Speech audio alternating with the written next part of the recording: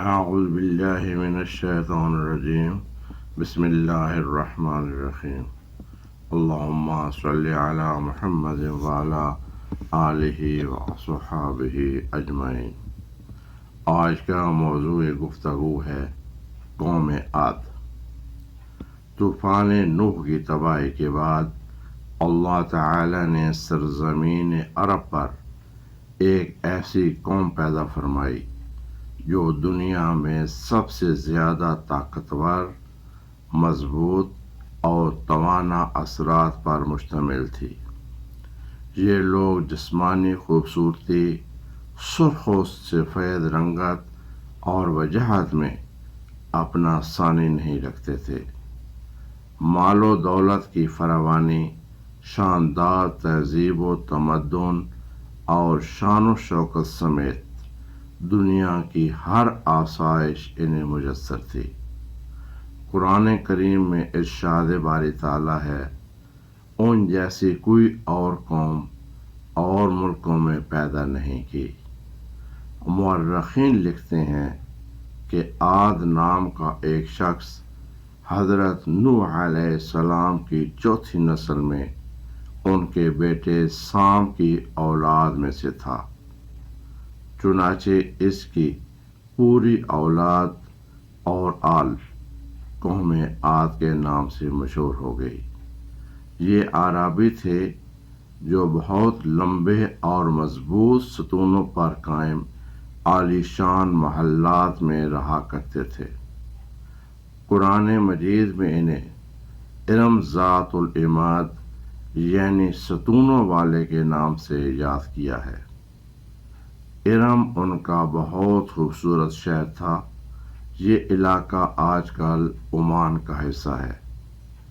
بحیرہ عرب اور بحیرہ احمر کے درمیان عمان، خضر الموت، بحرین اور مغربی یمن تک ایک وسیع صحرا ہے جو کہ صحرائے الفاف کہا جاتا ہے۔ یہ دنیا کے عظیم صحراؤں میں سے ایک صحرا ہے۔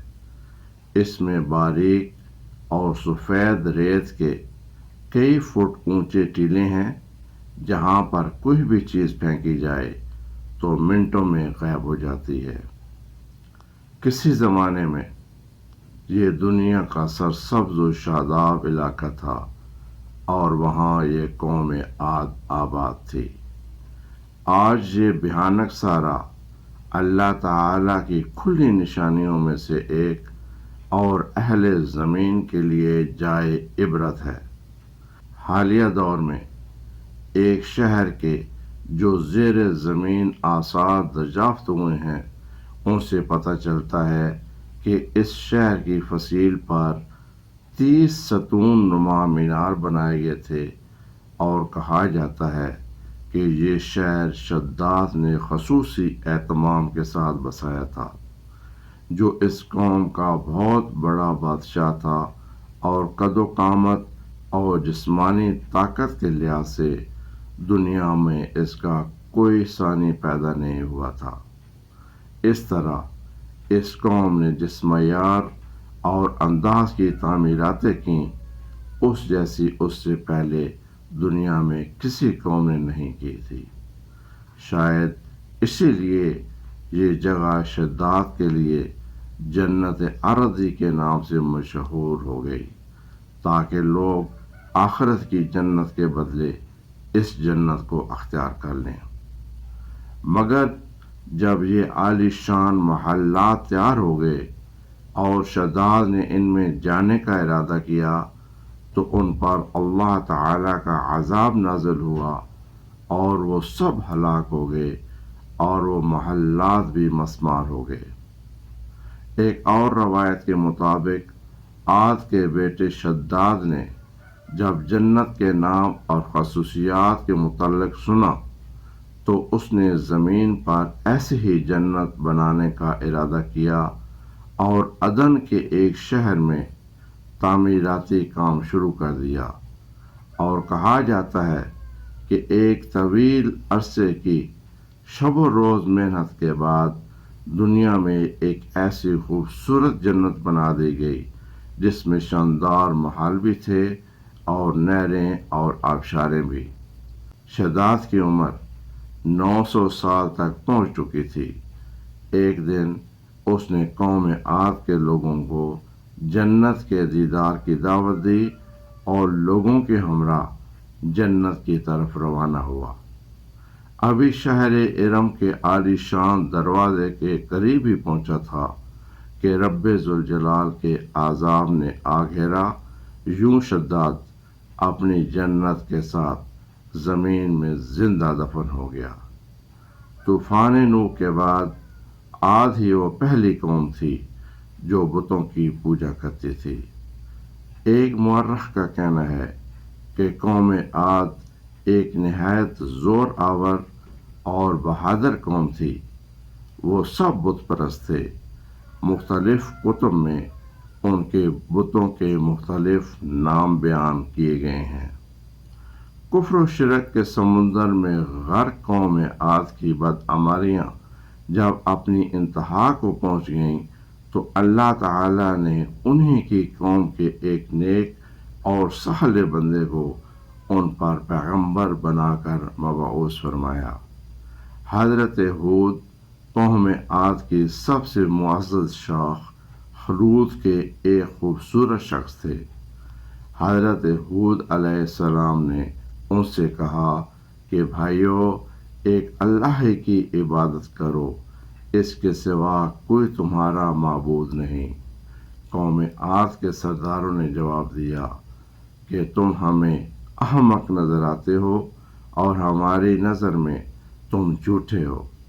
حضرت ہود علیہ السلام نے کہا، میں رب العالمین کا پیغمبر ہوں اور اس کا پیغام تم تک پہنچاتا ہوں۔ کہنے لگے کہ تم ہمارے پاس اس لیے آئے ہو کہ ہم ان معبودوں کو چھوڑ دیں جن کو ہمارے باپ دادا پوجتے تھے اور ایک صرف اللہ کی عبادت کریں۔ اگر تم سچے ہو تو جس عذاب سے ڈراتے ہو لے آؤ۔ حضرت ہود علیہ السلام تقریباً 50 برس سے زیادہ عرصہ تک وعظ و نصیحت کرتے رہے۔ کبھی انہیں اللہ تعالی کی عطا کردہ نعمتیں یاد کراتے تو کبھی عذاب الہی سے ڈراتے تھے، کبھی طوفان نوح کی ہولناکیوں کا ذکر فرماتے، لیکن وہ غرور و تکبر میں اندھے اور بہرے بنے رہے۔ انہیں اپنی طاقت پر بہت بڑا گھمنڈ تھا۔ قوم عاد کے 13 خاندان تھے۔ عمان سے یمن تک طویل علاقے میں ان کی بستیاں تھیں۔ سرسبز کھیتوں کھلیان، پھولوں اور پھلوں سے لدے ہوئے باغات، میٹھے پانی کی نہریں، خوبصورت آبشاریں اور مضبوط اور قد آور جسام تھے۔ انہی نعمتوں نے انہیں شدید گھمنڈ میں مبتلا کر رکھا تھا۔ حضرت ہود علیہ السلام نے اپنی قوم کو راہ راست پر لانے کے لیے بڑی جدوجہد کی، لیکن وہ آپ کو جادوگر اور سحر زدہ شخص تصور کرتے تھے۔ آخر وہ لمحہ بھی آ گیا جب حضرت ہود علیہ السلام نے بارگاہ الہی میں دعا فرمائی کہ میرے پروردگار، انہوں نے مجھے جھوٹا کہا، اب تو میری مدد کر۔ فرمایا، اے نبی، یہ تھوڑے ہی عرصے میں اپنے کیے پر پچھتانے لگیں گے۔ اللہ تعالیٰ نے حضرت ہود علیہ السلام کی دعا قبول فرمائی اور قوم عاد پر عذاب کی ابتدا ہو گئی۔ بادلوں کے فرشتوں کو حکم ملا کہ ان پر بارش نہ برسائی جائے۔ چشموں کے فرشتوں کو حکم ملا کہ ان کے چشموں اور آبشاروں کو خشک کر دو۔ دیکھتے ہی دیکھتے شادابی ویرانے میں بدل گئی، مویشی مرنے لگے، پھل اور اناج ناپید ہو گئے۔ پوری قوم خشک سالی کا شکار ہو کر بدحال اور پریشان ہو گئی۔ یہ سلسلہ مسلسل 3 سال چلتا رہا۔ ابھی سے قوم کی یہ پریشانی نہ دیکھی جاتی تھی۔ مسلسل وعظ و نصیحت کرتے رہتے اور فرماتے کہ اے میری قوم، اپنے پروردگار سے بخشش مانگو اور اس کے آگے توبہ کرو، وہ تمہاری طاقت اور قوت میں اضافہ فرمائے گا۔ کہنے لگے، خود تم ہمارے پاس کوئی بجائے دلیل لے کر نہیں آئے، ہم صرف تمہارے کہنے سے اپنے معبودوں کو چھوڑنے والے نہیں اور نہ ہی تم پر ایمان لانے والے ہیں۔ ہم تو یہ سمجھتے ہیں کہ ہمارے کسی معبود نے تمہیں آصف زدہ کر کر دیوانہ کر دیا۔ اس زمانے میں یہ دستور تھا کہ قوموں کو جب کوئی مشکل آ گئی تھی تو وہ بیت اللہ میں جا کر اللہ تعالیٰ کے سامنے آوزاری کرتے اور ان کی مشکل ختم ہو جاتی۔ یعنی وہ قومیں بھی اس حقیقت کو تسلیم کرتی تھیں کہ اس ارض و سما کے مالک کی ایک لاسانی قوت موجود ہے۔ چنانچہ قوم عاد کے 70 سرکردہ افراد مکہ مکرمہ پہنچے۔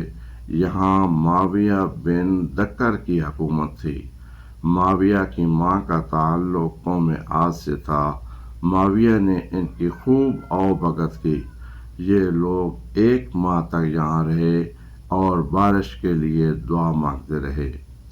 اللہ تعالیٰ نے ان پر 3 رنگوں کے بادل بھیج دیے، سفید، سرخ اور سیاہ، اور پھر آسمان سے آواز آئی کہ ان میں سے ایک کو منتخب کر لو، تو انہوں نے سیاہ بادل کو پسند کر لیا کیونکہ وہ خوب بارش برسانے والا تھا۔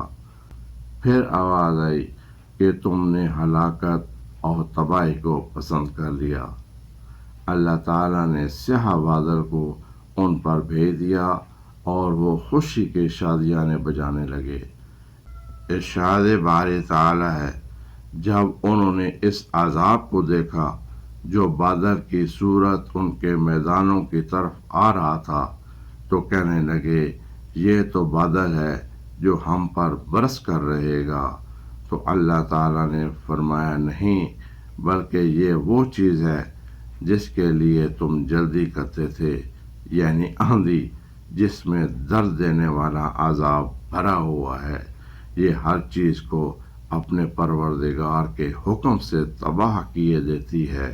گناہ گار لوگوں کو ہم اس طرح سزا دیا کرتے ہیں۔ یہ عذاب 7 دن اور 8 رات تک جاری رہا۔ اس عذاب نے کسی بھی جاندار کو زندہ نہیں چھوڑا۔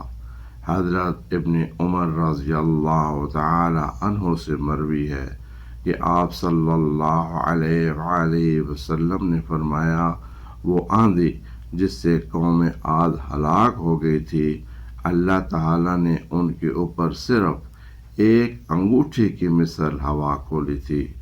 اللہ تعالیٰ نے اس آندھی سے حضرت ہود علیہ السلام ان کے ساتھیوں کو محفوظ رکھا۔